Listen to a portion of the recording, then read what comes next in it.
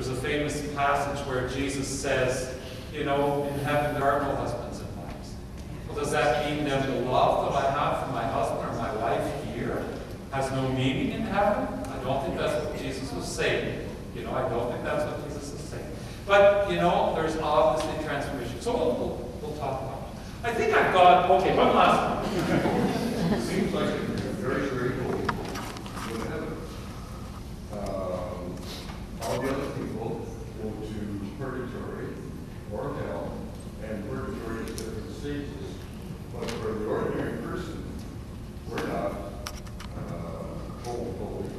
So can we in our lifetime achieve that by church and being a good person that will go to heaven at the end and not and avoid purgatory. Yes. You want to pass go. You want to go directly ahead and pass go, not collect $200, go straight to heaven. Well, I know what you're saying. Yes, yeah. So there's kind of this fear of purgatory. You see, and it comes back to the question about purgatory. You see it as a kind of a paid place of suffering. And so how can I avoid that suffering? What can I do now, in a sense, to avoid that kind of suffering? Okay? And that's a really good question. We'll get back to that. And one last one. In the case of suicide, can you tell me what happens? Oh, what happens with suicide? Yeah. Okay. I'll hold on. Okay, so let's... Jesus said in the scripture, no one comes to the Father except through me.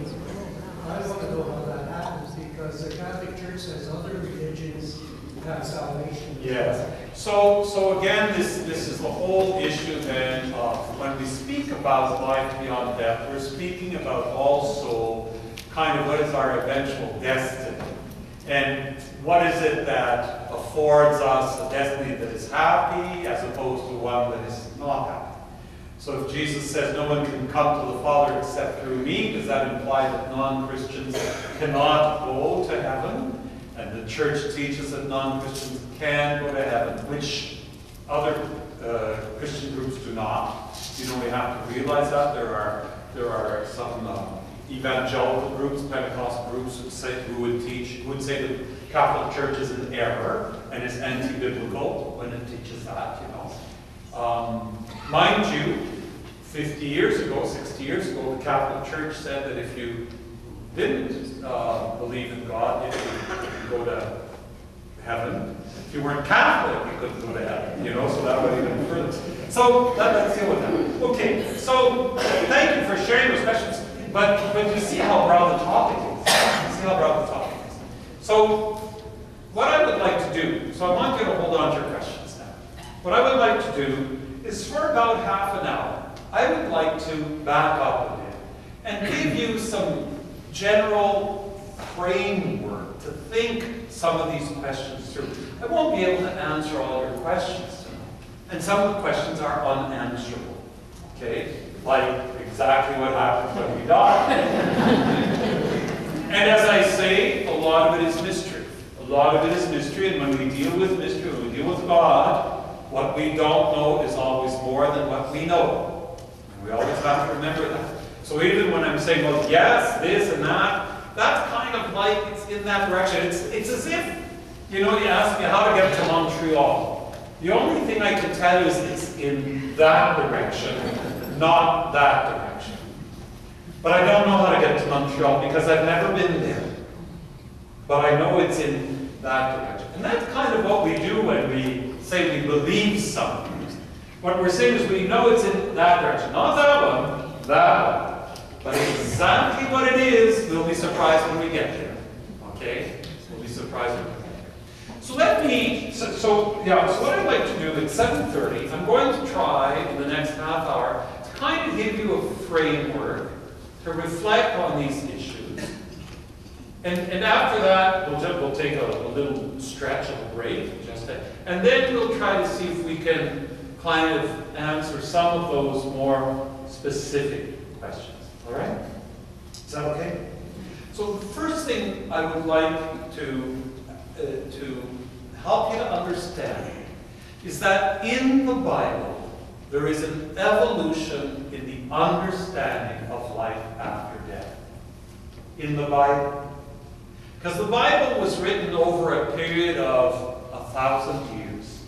And during those 1,000 years, 1,000 years before the time of Christ, when, for example, the second chapter of Genesis was probably written in the year 900 before the time of Christ. When they were writing that, they did not have the same understanding as 500 years before the time of Christ. They didn't have the same understanding as 200 years before the time of Christ. They certainly didn't have the same understanding as Jesus did, or the apostles after Jesus. So there's an evolution, there's a growth. What's happening is that the Spirit is slowly teaching the people.